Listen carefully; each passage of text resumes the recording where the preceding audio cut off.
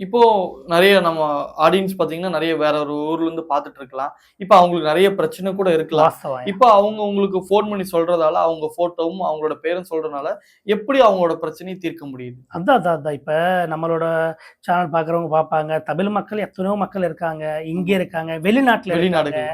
London, America, Canada, Australia, Singapore, மலேசியால எங்கெங்க இருக்காங்க. சரிங்களா? அவங்களையும் எனக்கு கால் பண்ணலாம். எங்க இருந்தாலும் கூட எனக்கு கால் பண்ணாலே அவங்க ஃபோட்டோ நான் ஃபர்ஸ்ட்டு கேட்கிறது அவங்களோட ஃபோட்டோ, ம். அவங்க பேரு எனக்கு ம். வாட்ஸ்அப் பண்ணி போட்டா, ம். நான் வெத்தல பாக்குல மை போட்டு பார்த்து அவங்களுக்கு எல்லா விஷயம் ஃபோன்லயே சொல்லுவேன். டைரக்ட்டா வந்தா டைரக்ட்டா வரலாம். ம். வர முடியாதவங்களுக்கு ஃபோன்லயே சொல்லுவேன். ம். ம். இப்ப வர முடியாதவங்களுக்கு நம்ம பண்ணலாம். சரிங்களா?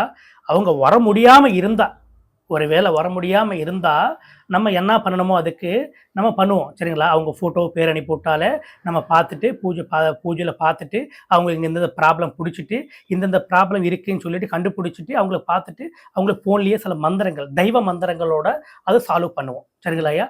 எத்தனையோ பேருக்கு அந்த விதமா நான் சால்வ் பண்ணியிருக்கேன். ம். ஒருத்தவங்க இல்ல, 2 பேர் இல்ல. எத்தனையோ பேருக்கு. எத்தனையோ நாட்ல இருந்து கால் பண்ணிட்டு எனக்கு ஃபோன் பண்ணாங்க.